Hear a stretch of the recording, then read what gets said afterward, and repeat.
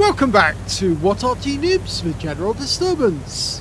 This game has already started, as you can see, and we're looking at a VK101P, which is a Tier 8 German super heavy tank, and it's located on the northeast corner of Oyster Bay under the command of jksoler of the AX clan. Now he's just spotted an enemy, enemy ELC, and managed to pump around him for 410 hit points. Now let's tell you the gun he's actually using in this instance. He's actually firing the 128mm, which is capable of 440 alpha, 220mm of pen with standard ammo, and with the APCR rounds it's actually capable of doing 260mm of pen. He's also got some HE rounds as well, just in case, and they'll do 630 alpha off 65mm of pen. Okay, what can I tell you about the VK? Well, it's the start of the project to build a super heavy tank, which ended up and culminated in the Mouse. The project started on the 22nd of March in 1942, and this version actually came about in June of 1942, 4th of June.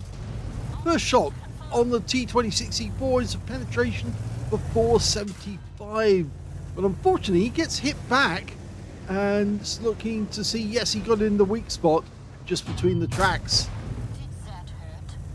It's got really heavy armor at the front, but there's a weak spot just between the tracks, and it looks like the Super Pershing knew that and fired for that spot. Now he's got a 90mm main gun, so his alpha is 240, and he's already hit us for 239 and bounced 2 rounds off us as well. That one went in through the lower plate for 426, so that's a low roll.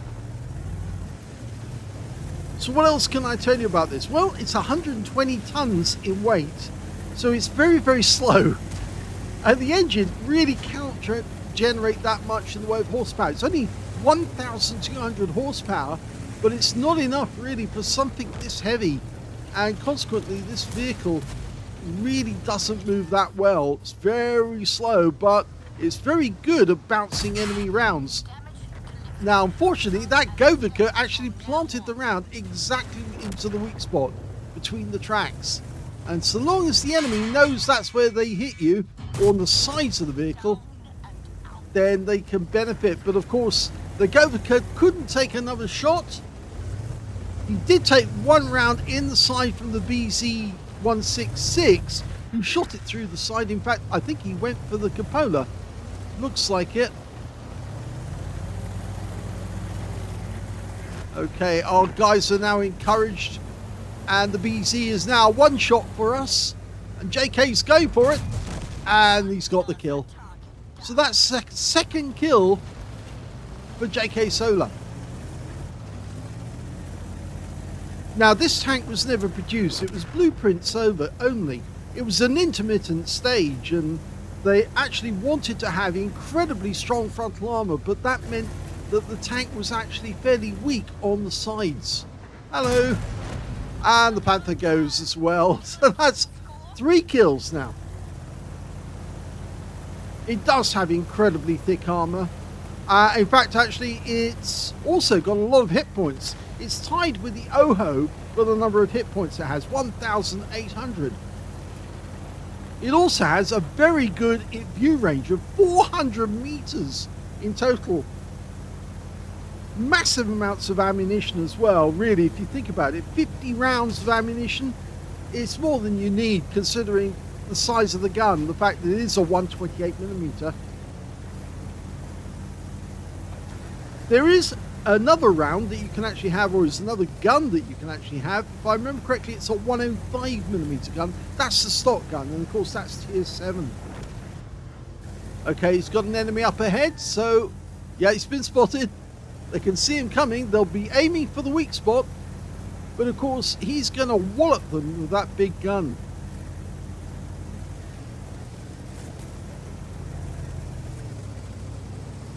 Now this tank actually can be very devastating to the enemy, so long as you keep your front to the enemy.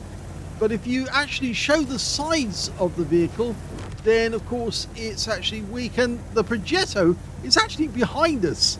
Yeah, he managed to sneak round the other way, and the CS44 is after him. In fact, the CS44 just took a hit, but the Progetto's gone anyway. So there's only 3 enemies remaining in this game, and in fact now it's just 2. They've got an Arty, an M40, M43, and a Scorpion, and it's the Tier 7 Scorpion, the American version, which has virtually no armor, but it does have a 90mm gun. As you can see, JK is actually controlling it from a kind of third-person view. He's not looking through the sights, he's actually just staring over the top of the roof of the tank, over the top of the turret. And the Arty's gone, which means now it's just the Scorpion left. And so he's just got to try and find him. I feel, well, we've reached the cap area. He's looking around. You can see where the enemy's actually aimed either for the turret or for the cupola, trying to get that. Here's the Scorpion. Well, he managed to get around it. Oh, he got the kill. He set light to the guy and got the kill that way, and that is the end of the game. Here's the end of battle stats, and that was the second class tanker for jksoler of Aslains in the VK100-01P. He managed to get a Reaper badge for taking out consecutive enemies with consecutive shots. He got an Arsonist because he set light to that Scorpion right at the end. He popped up out of nowhere, fired around at him, and it looks like actually the shell just skimmed past our teammate who actually got in the way at the last moment, but it hit the Scorpion, set light to the guy, and he burned to death. He also picked up a fighter badge for getting at least 4 kills. He got 4 exactly. A duelist for taking down 2 tanks who damaged him. Well, he took down the Govika, and then he took down the BZ166, and he also got a fire for effect for doing more damage than the hit points for his own vehicle. His win rate from that game, 5,171, which is super Unicum standard, and it was the best game that JK has actually had to date. Let's have a look at team score. Well, he did get the highest damage in the game, actually, but only just. He got 2,895 hit points. It wasn't 20% of the enemy hit pool, therefore he didn't get the high caliber. Second highest was that Progetto, who managed to get 2,874, almost snatched away the highest damage right at the last moment when he was in that confrontation with the CS on our team, the CS44.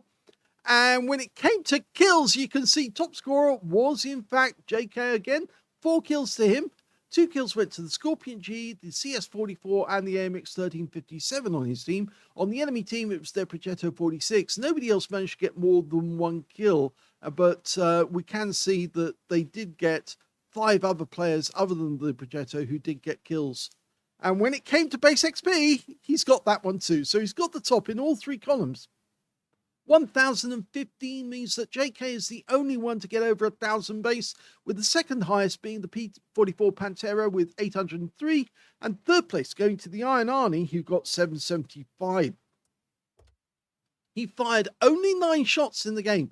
Every shot hit the enemy, but only 8 of them actually penetrated. 2,895 hit points of damage, all of it at close range. He did receive 9 hits from the enemy, but again, only 3 of them actually penetrated, and 6 non-penetrations, 1,640 hit points of damage blocked by armor.